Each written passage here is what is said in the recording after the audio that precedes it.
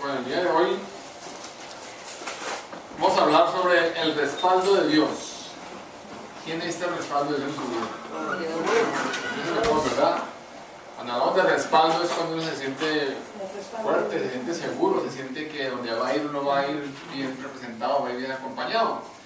Entonces, si nosotros queremos el respaldo de Dios en nuestra vida, lo primero que debemos hacer es desarrollar una agenda de todos los planes que tenemos nosotros, de todos los sueños, de todo lo que el Señor ha colocado en nuestra vida.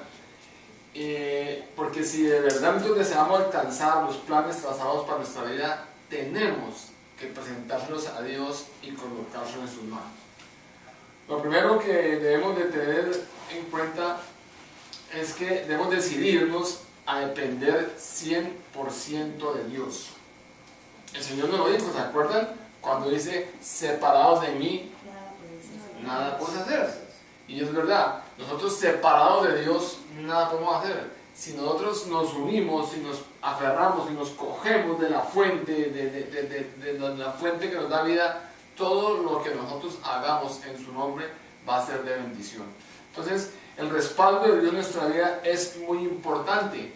En otras palabras, puedo decir que todos aquellos los que andamos bajo la dirección de Dios y que hacemos todas las cosas bajo la dirección de Dios, vamos a contar con el respaldo de Dios a nuestro favor. Y no sé si se han dado cuenta ustedes, pero cuando hacemos las cosas por nuestra manera, nuestras fuerzas y habilidades, es muy poco lo que podemos hacer, ¿verdad? En cambio, cuando nosotros nos levantamos y le encomendamos a Dios la misión o el día o la necesidad o el plan que tenemos, todo fluye con una facilidad que uno se queda impresionado de ver el poder de Dios en la vida de nosotros. Entonces, la palabra de Dios nos dice, bienaventurado el hombre que sigue el consejo de Dios. Bienaventurado el hombre que sigue el consejo de Dios. Si tú estás siguiendo el consejo de Dios, tenlo por seguro que todo lo que tú te propongas hacer, lo vas a realizar efectivamente y sin el mayor esfuerzo. ¿Por qué? Porque el trabajo no lo hacemos nosotros, el trabajo lo hace Dios. Solamente Dios dice, abre tu boca y yo la llenaré. El Señor nos está diciendo que Él hizo grandes obras para que nosotros andemos en ellas. O sea, que ya está todo realizado, todo hecho. Lo que tenemos que hacer nosotros es creer y continuar la palabra de Dios creyendo y creyendo. Entonces, lo primero que debemos de saber nosotros es que Dios siempre respalda a todos aquellos que tienen la disposición de creer y obedecer. Dios siempre respalda a todos.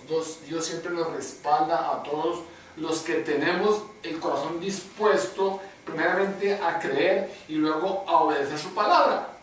Porque es diferente creer y obedecer. La gente, no, yo creo en Dios, pero cuando Dios le ordena o le pide que haga algo, dicen, no, eso está como tan difícil y qué pena yo ir o qué vergüenza. Entonces no estamos obedeciendo su palabra. Estamos creyendo que Él nos colocó en cierto lugar para brillar, pero nos da pena brillar porque estamos haciéndolo en nuestras fuerzas. Entonces debemos de creer y obedecer su palabra. Yo quiero que me escuchen bien esto que les quiero decir.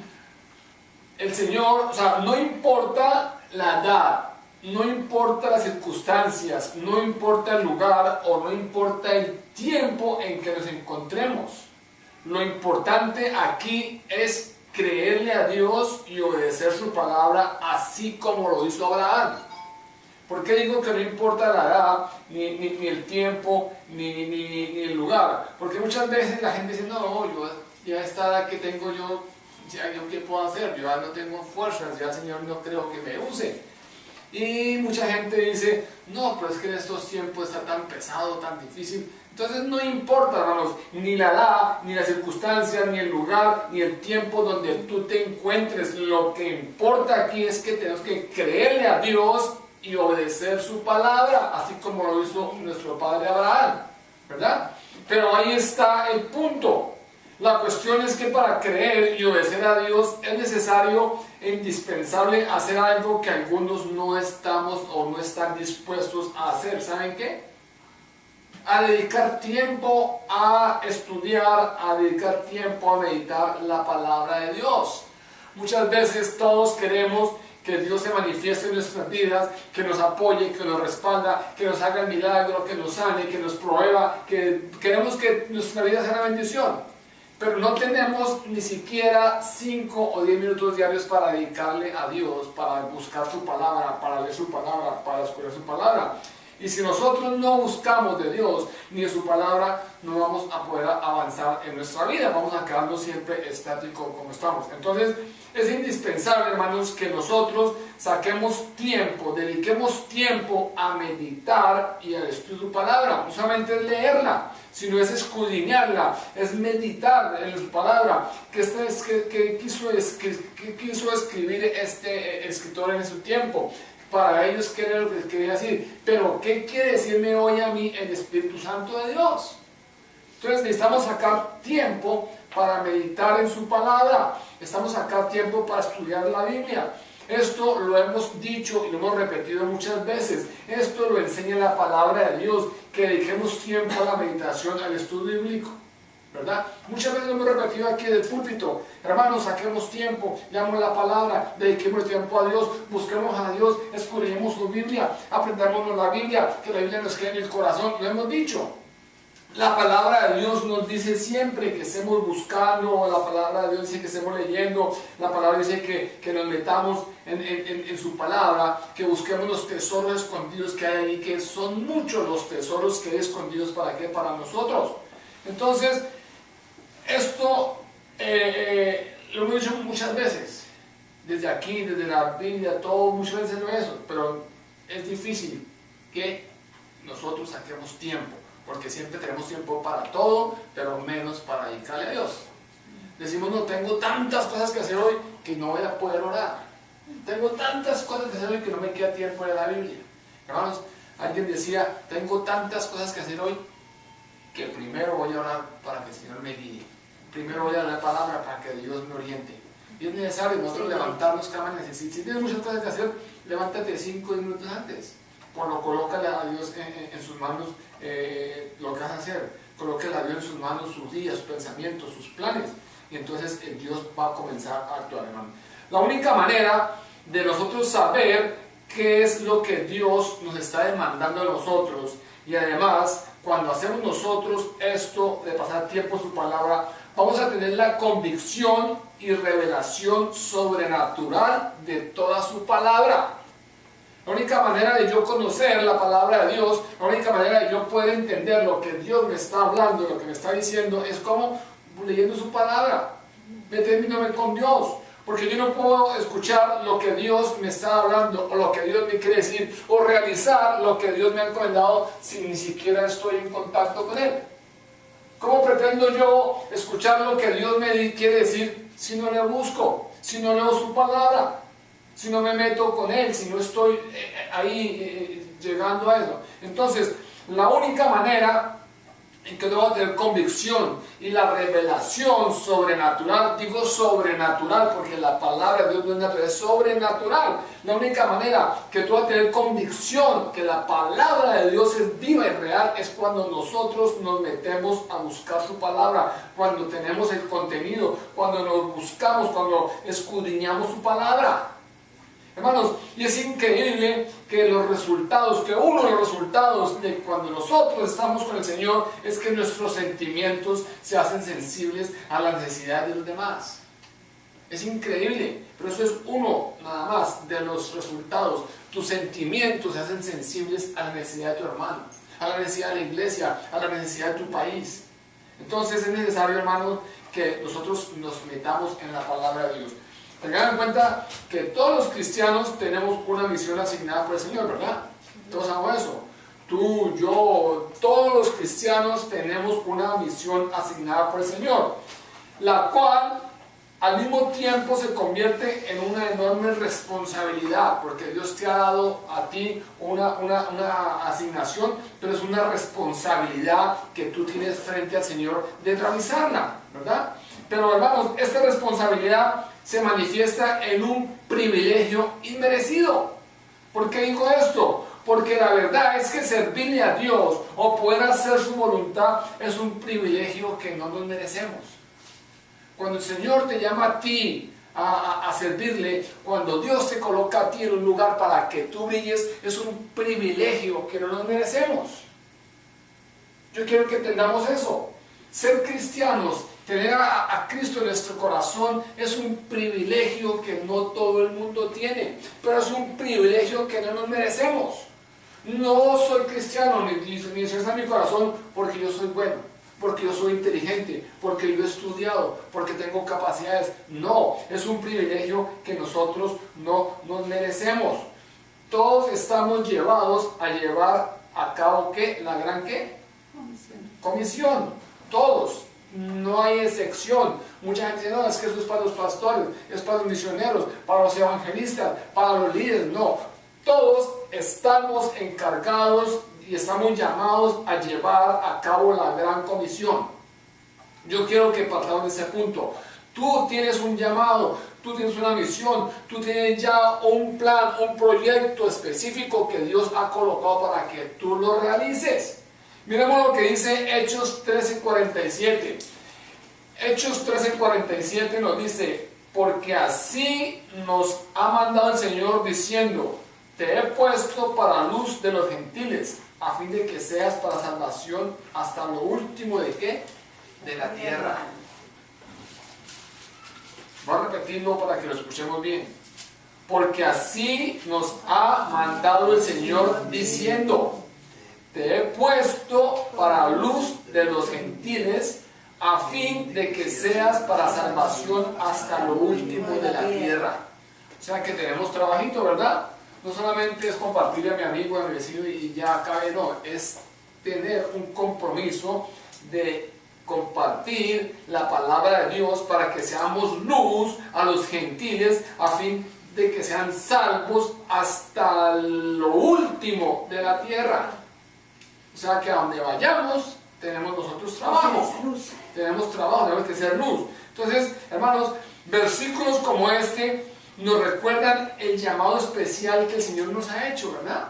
Este versículo nos recuerda a ti, o por lo menos a mí me recuerda que Dios me ha hecho un llamado especial y que yo tengo que cumplir con lo que Dios me ha hecho.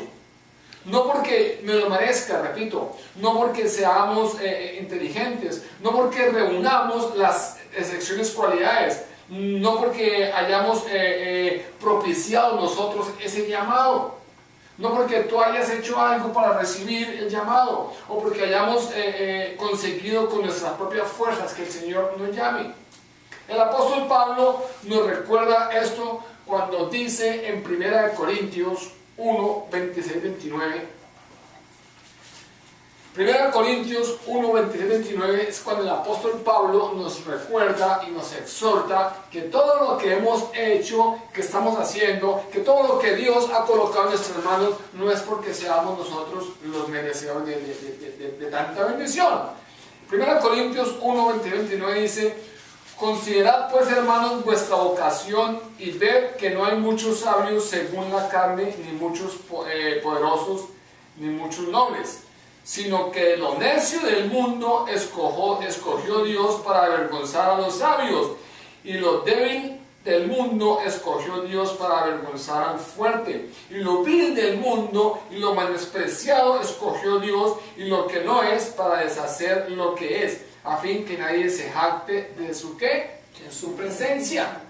O sea que el apóstol Pablo nos está diciendo claramente que nosotros fuimos escogidos de lo vil, de lo menospreciado, de lo último. Porque esa es la obra de Dios. Porque qué gracia haría si el Señor escoge a los médicos, doctores y profesionales y hombres que están supuestamente en eminencia y los hace brillar. No tendría gracia. Dios coge lo menospreciado, lo que todo el mundo menosprecia y desecha y echa a un lado. Eso es lo que Dios coge y lo transforma de una manera tan excepcional que va a brillar con luz propia, no porque lo merezcamos, sino porque Dios ha colocado su poder y su gracia y su respaldo en la vida de cada uno de nosotros como sus hijos. Entonces, hermanos, el llamado que Dios nos ha hecho es independientemente a lo que seamos nosotros, a lo que poseamos o a la manera como nosotros actuemos. No crea que Dios se ha llamado a ti a de pronto ser una fuerte en la oración porque tú tienes fluir de palabra. No, es porque a Dios se plació de colocarte y darte ese don a ti para que lo hagas. Entonces no tenemos nosotros de qué creernos ni enorgullecernos, sino debemos darle gracias a Dios que el servicio que le hacemos a Él es un don, un regalo que no lo merecemos. Por lo menos nosotros nos sentimos muy orgullosos de Dios, muy felices, muy contentos con el llamado que nos ha hecho de predicar su palabra. Y yo reconozco ante el Señor y ante ustedes, hermanos, que no era un don mío, no era una capacidad que yo tenía. Porque a quien desde pequeñito no le da pena o se enamoriza hablar delante de las personas. Yo era uno de los que me pasaban cuando hacía en el colegio obras de teatro por grupos. Yo escogía los papeles menos protagonistas porque me daba pena salir delante del público y hablar, y me daba pena. Aparte de eso, yo cuando hablaba seguido, yo era muy tartamudo. Y me di cuenta que el Señor me escogió a mí no porque fuera yo el superdotado ni porque fuera bien, sino porque Dios se plació de darme a mí esa bendición, ese regalo de poder predicar su palabra. Y hoy le agradezco a Dios y miro hacia atrás y veo el cambio que he tenido y le digo a Dios gracias porque solamente esto lo he hecho es en tu nombre y en tu poder. Entonces, el llamado que Dios nos ha hecho, entiendan esto, es independientemente a lo que tú seas. El llamado que Dios te hizo es independientemente a lo que tú pienses, a lo que tú poseas o como tú actúes. Simplemente es un don de Dios, un regalo de Dios que te ha dado. Dios nos ha hecho un llamado glorioso. Yo quiero que entendamos eso. Dios nos ha hecho un llamado glorioso y Él lo preservará siempre, muchas veces. Así tenga que hacer lo que debe hacer. Muchas veces Dios nos va a disciplinar. ¿Para qué? ¿Para qué? Para recordar el llamado que nos hizo. O sea, Dios hizo un llamado y tú estás feliz y vives ahí, pero se te olvidó y te acostumbraste. Dios tiene que llamarte la atención. ¿Para qué? Para acordarte que es un llamado que te ha dado, que Dios te ha colocado un llamado a ti y por eso te está recordando. Entonces, Dios, el deseo de Dios para ti y para mi vida es que nosotros iluminemos con la luz de Cristo el entorno donde nos encontremos. Ese es el deseo de Dios. Que tú y yo iluminemos en la oscuridad, que tú y yo iluminemos el entorno donde nos encontremos. Que tú y yo estemos donde lleguemos, seamos luz y sal, no solamente aquí, sino donde Él nos envía. Y ténganlo por seguro que si Dios te envía, Dios te respalda, Dios va contigo, Dios te capacita, te fortalece y da la provisión necesaria para que tú vayas a hacer la labor. No solamente es que Dios te mande y vaya, mire cómo lo hace, no. Piensa solamente que cuando Dios decide que tú des un paso, Dios ya tiene todo bajo control. ¿Cómo lo vas a dar? ¿Con quién lo vas a dar? ¿Quién te va a acompañar? ¿Qué te va a faltar? Dios ya tiene todo en control. Entonces, el deseo de Dios para tu vida y mi vida es que brillemos nosotros con la luz de Cristo. No que seamos cristianos solamente de iglesia, de cada domingo, no, sino que donde estemos, en tu trabajo, en tu estudio, en tu vecindario, con tu familia, que tú seas luz. Dice la palabra de Dios, no se ha colocado una luz debajo de la cama, sino que se coloca encima para que alumbre toda la habitación. Entonces, nosotros tenemos que acordarnos que Dios es un Dios de protección. Dios provee, Dios nos cuida. Por eso nosotros no podemos lograr esto con nuestras fuerzas, ¿cierto? Nosotros no podemos lograr esto con nuestras fuerzas. La única manera que tú puedes impactar a alguien, hermanos, es cuando estás conectado con Dios. Y Dios te da a ti la fortaleza y la sabiduría para que lo que hables y tu testimonio lo glorifique a Él. Es increíble, pero hasta el modo de hablar de los cristianos cambia. Es increíble que hasta el modo de caminar, de pensar, hasta el modo de vestirse de los cristianos cambia. No porque la Biblia nos prohíba hacer esto y esto, sino porque el Espíritu Santo de Dios nos redarguye y nos muestra y nos enseña cómo debemos hablar. Entonces, la única manera que tú vas a brillar con tu luz propia es de la manera que tú vas a hablar y de la manera que tú vas a actuar. O sea, con tu testimonio vas a impactar a las personas. No solamente con estar predicando, porque si tú predicas la palabra de Dios y haces otra cosa, ¿de qué te sirve esa prédica? O sea, yo pregunto, y siempre he dicho que la mejor prédica que hay es el testimonio. Es el testimonio. Porque yo podría venir aquí predicando que soy de Dios y que el Señor y que religiosísimo, ya soy el santo más grande. Y alguno de ustedes me ve de pronto entre semana haciendo alguna diablura por ahí. Entonces, pero el pastor nos enseña esto y está haciendo esto. Entonces, o sea, no encuentro nada lógico. Entonces, de la mejor manera que vamos a impactar no solamente a los que nos rodean, sino a nuestra propia familia, a tus propios hijos, es con tu testimonio. Nosotros no podemos decir a nuestros hijos, oren, lean la Biblia, si ellos nunca te han visto a ti orando y leyendo la Biblia. Nosotros podemos decir a nuestros hijos, vamos a leer la Biblia, sentarnos y leerla con ellos. O que ellos te vean a ti, que en el momento de necesidad, de angustia, que tú en vez de hacer cualquier locura, te postraste, clamaste a Dios y abriste la Biblia y empezaste a leer. Ellos van a acordarse que tú hacías eso y eso es la mejor enseñanza que nosotros podemos darle a nuestros hijos. Entonces, Dios nos mantiene siempre firme, no importa donde nosotros estemos, ni a donde Él nos envíe. Desde que estemos bajo su voluntad, estamos con el respaldo de Dios. Recordemos, hermanos, que el escultor no puede hacer la obra si el barro no reúne las condiciones, ¿verdad?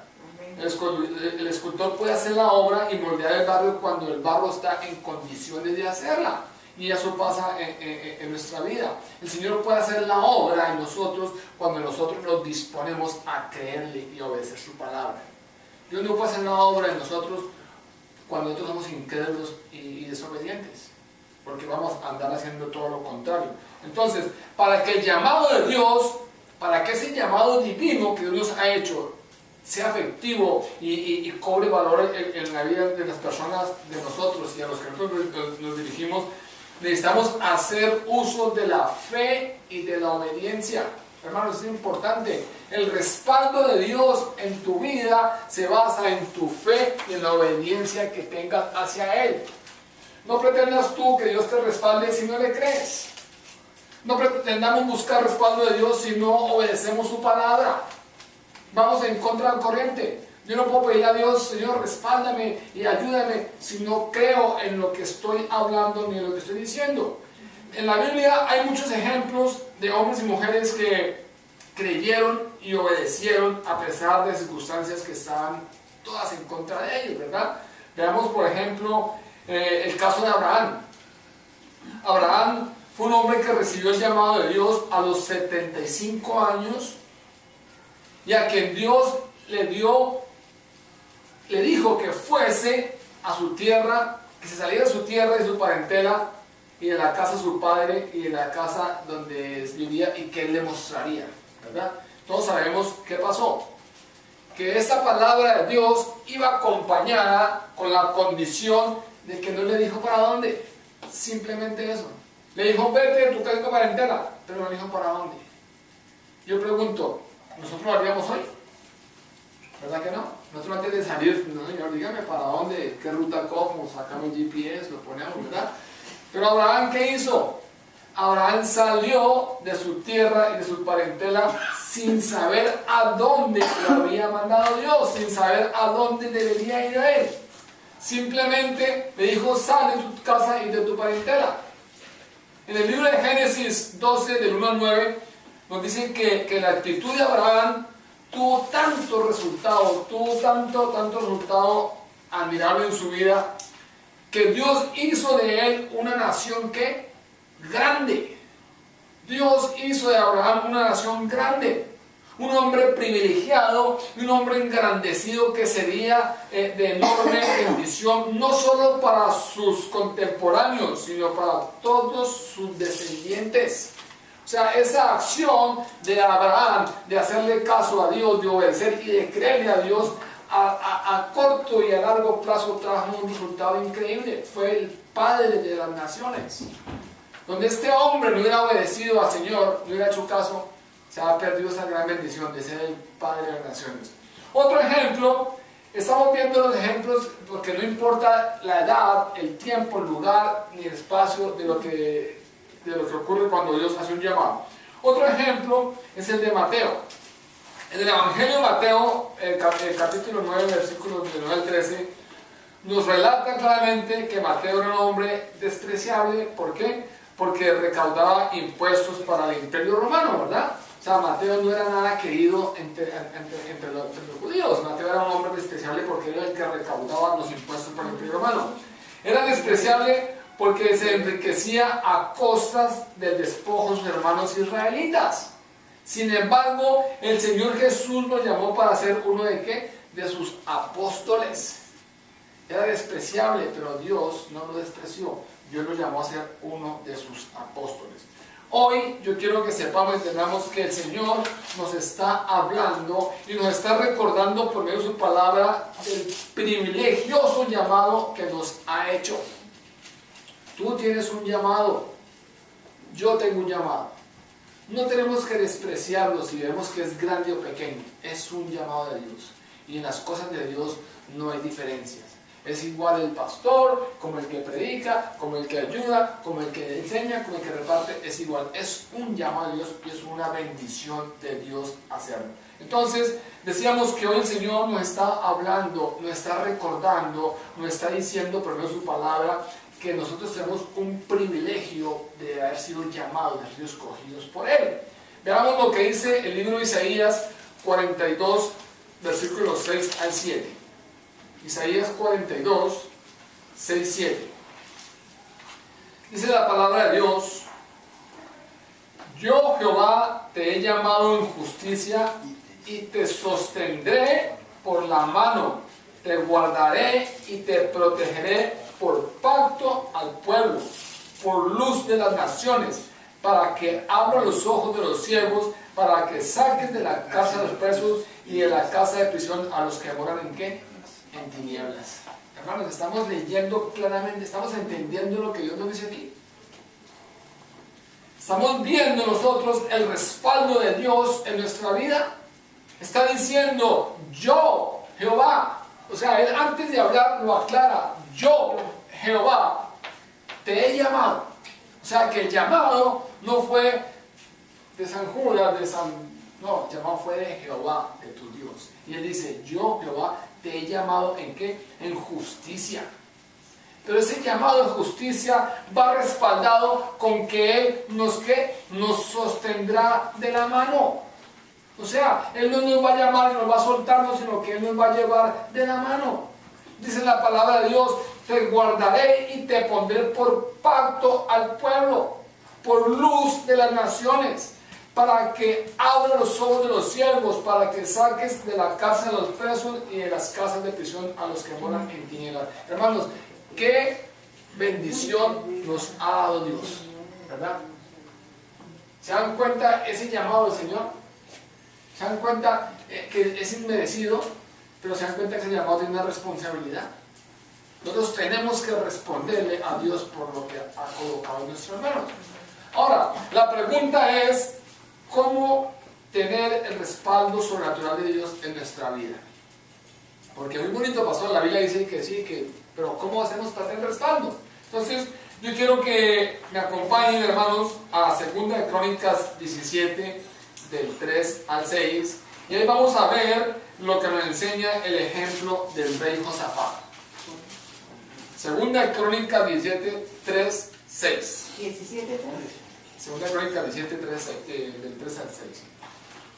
Dice la palabra de Dios, dice, Jehová estuvo con Josafat porque anduvo por los caminos que anteriormente había seguido David su padre. No buscó a los Baales, sino que buscó al Dios de su padre y anduvo en sus mandamientos, no según las obras de Israel. Por tanto, Jehová confirmó el reino de sus manos. Todo Judá tenía a Josafat presentes y tuvo riqueza y gloria en abundancia. Se animó su corazón en los caminos de Jehová y quitó los lugares altos y las cimas de acera en medio de ¿qué? De Judá. En estos 3, 4 ciclos, hermanos, vamos a encontrar cómo tener el respaldo de Dios. ¿Cómo hizo Josafat para el respaldo de Dios? Primero, yo quiero que veamos que Josafat dependió de Dios. Entonces lo primero que vamos a hacer tú y yo es depender 100% de Dios. La Biblia nos enseña en 2 Crónicas 17:3 que el rey Josafat anduvo en los primeros caminos de David su padre. Recordemos que los primeros caminos de David fueron caminos de ¿qué? De dependencia. David dependía 100% de Dios. El Señor lo guardó al rey David de Saúl, ¿verdad? El Señor lo mostró a David y David dependía 100% de él. El Señor lo guardó de todos sus enemigos. David siempre consultó a Dios para salir a la batalla. Si tú ves los salmos, la biografía del rey David, David siempre consultaba a Dios para salir a la batalla. Él nunca salía con su fuerza ni con que yo pueda. Él siempre se postraba y le pedía a Dios dirección. ¿Tú haces eso? ¿Yo hago eso? En las mañanas cuando tenemos que enfrentar el día, que es una batalla, porque el día de una batalla, ¿lo hacemos? Le colocamos a Dios, le consultamos a Dios y le pedimos a Dios dirección. David siempre consultó a Dios para salir a la batalla y para el desarrollo de todos sus proyectos, así fueran a corto o a largo plazo.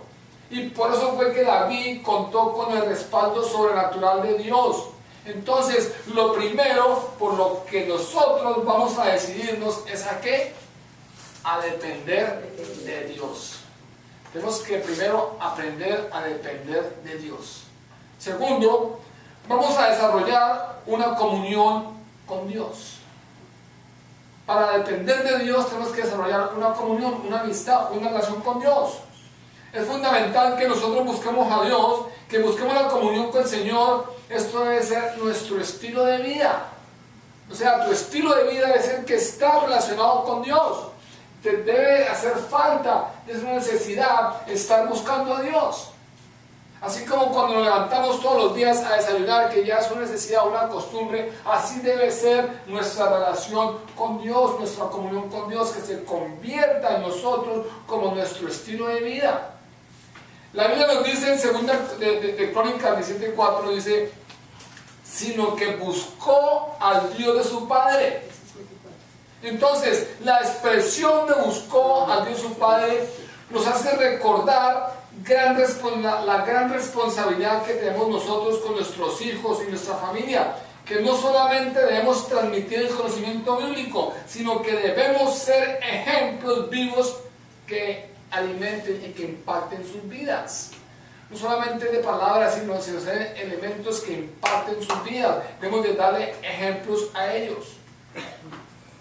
Dice la palabra de Dios que buscó al Dios de su Padre. Yo quiero que entendamos bien, buscó al Dios de su Padre. Él no buscó los Baales, no buscó los ídolos, no buscó lo que la gente le mostraba, no buscó lo que él creía que podía hacer, no, él buscó al Dios de su Padre. Él desarrolló una comunión con Dios. Entonces, segundo punto, tenemos que desarrollar una comunión con Dios. El tercero, debemos de ¿qué? De permitir que Dios nos guíe. Porque de nada te sirve a ti desarrollar comunión y depender de Dios si no vas a permitir que Dios te guíe. Que Dios te guíe la dirección y que tú veas, no, por ahí, yo creo que por ahí, mi Señor, te equivocaste, y coger otra. De nada nos sirve. Aunque sea ilógico, aunque veamos que no es imposible, pero cuando Dios nos guía, Dios sabe el camino. Hermanos, el término buscó es un sinónimo de frecuentar, de seguir, de preguntar, de averiguar, de escudriñar, de consultar. Cuando dice que buscó es porque yo estoy escudriñando, estoy siguiendo, estoy preguntando, estoy consultando a ver dónde está Dios. Entonces, es un uso frecuente, el término buscó la expresión de consultar a Dios. Buscó, o sea, consultó con Dios, que generalmente indica una búsqueda en ¿qué? En oración de la dirección divina. ¿Cómo buscas tú a Dios? En oración. En oración, en leer la palabra. ¿Verdad? Leyendo la palabra y en oración. Mucha gente no, es que yo voy a buscar a Dios, en el caminar, en el día. Sí, Dios está contigo en todo momento, Dios te respalda. Pero es necesario que tengamos un tiempo de intimidad con Dios. Dios quiere hablarnos, Dios quiere hablarte en tu corazón y en mi corazón. Es necesario que nosotros oremos en familia, es necesario que nosotros inculquemos el culto familiar, pero es necesario que tengamos nuestro tiempo a solas con Dios, porque Dios tiene cosas que hablar, Dios tiene cosas que decirnos, Dios tiene proyectos para nuestra vida y Él nos va a decir cómo lo vamos a realizar. Entonces el tercero, tienes que permitir que Dios te guíe en todo. Vamos, están siguiendo, ¿verdad? Primero, depender de Dios. Segundo, desarrollar comunión con Dios. Tercero, permitir que Dios nos guíe. El cuarto, tenemos que decidirnos a obedecer a Dios. Ahí es lo más duro, ¿verdad? Obedecer a Dios. Porque muchas veces estamos acostumbrados a vivir nuestra vida, estamos acostumbrados a hacer las cosas que se nos vienen en gana, y cuando el Señor nos muestra o nos revela que debemos dejar a un lado eso, esa persona, esa relación o esa tentación, nos cuesta.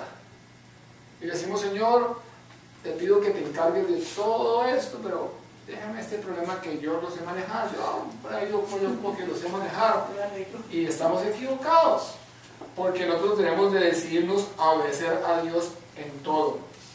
Es necesario obedecer a Dios en todo. En el mismo libro de Crónicas, el versículo 17, en el capítulo 17, versículo 4b, nos dice: y anduvo en sus mandamientos y no según las obras de Israel.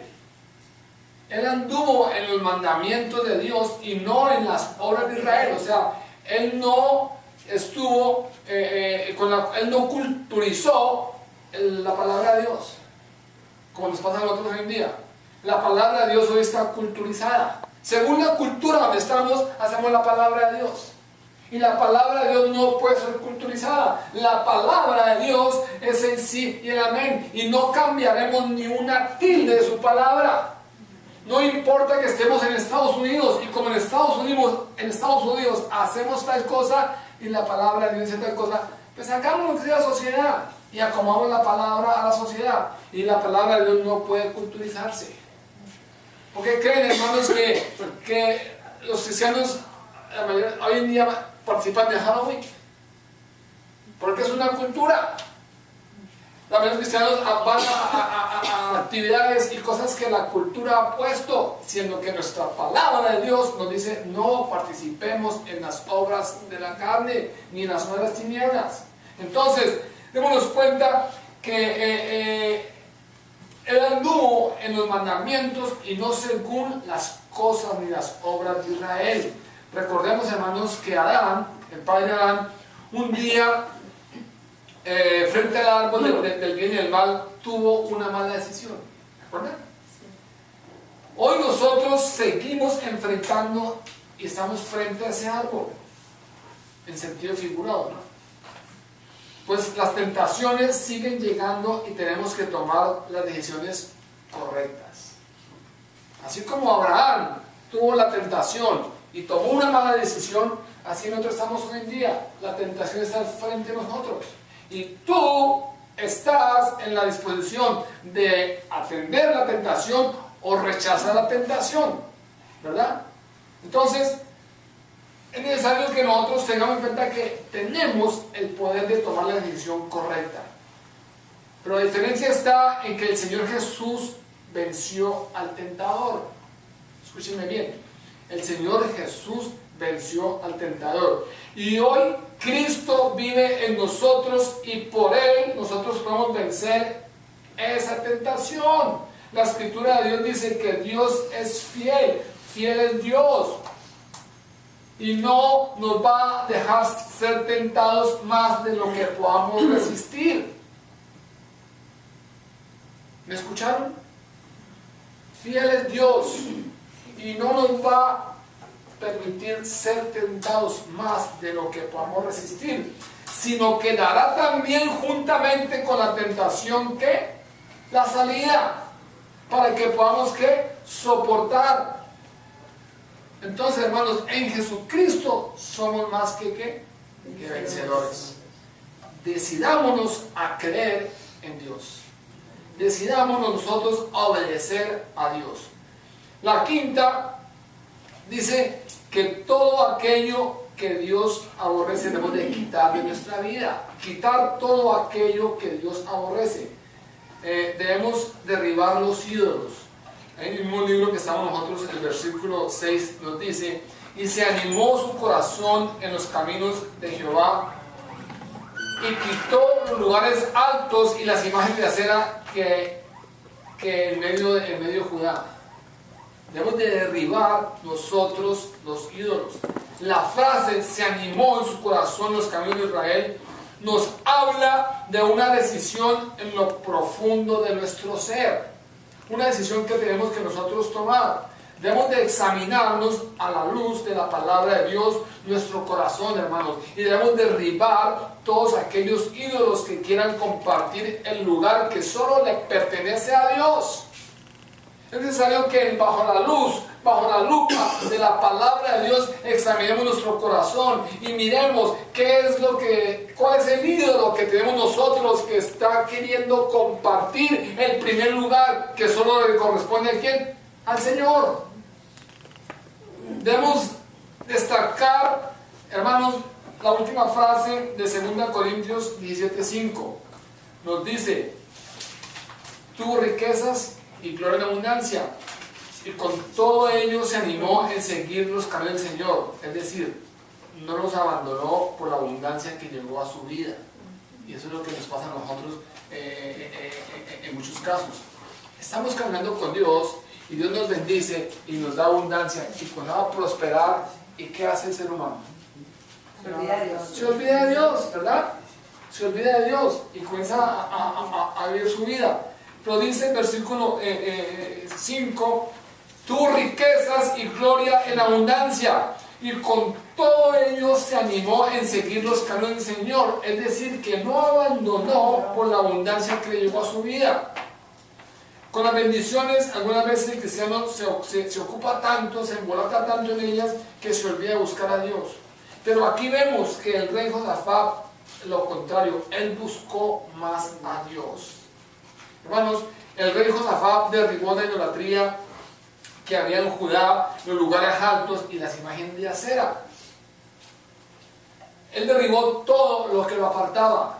Y eso es lo que nosotros debemos hacer en nuestra vida: derribar todo lo que nos aparta de Dios, y es la idolatría. Pues la finalidad del diablo es apartar al hombre del verdadero culto a Dios. ¿Con qué? Con ídolos y con todo lo que estamos viendo hoy en día. Podemos decir que derribar la idolatría es volverse correctamente ¿a quién? Al Señor. La sexta y la última vamos a decir que es: debemos amar la palabra de Dios. Amar la palabra de Dios. Debemos de tener deleite en la ley de Dios. Vemos que en 2 Corintios 17:9, el rey Josafat dice que reinó 25 años en Judá, y en el tercer año de su reinado procuró la enseñanza del libro de la ley de Jehová a todo el pueblo de Israel. Hermanos, este hombre que fue bendecido, que fue prosperado, que tuvo victoria, a los 3 años de recibir la bendición, ¿sabe qué hizo él? Él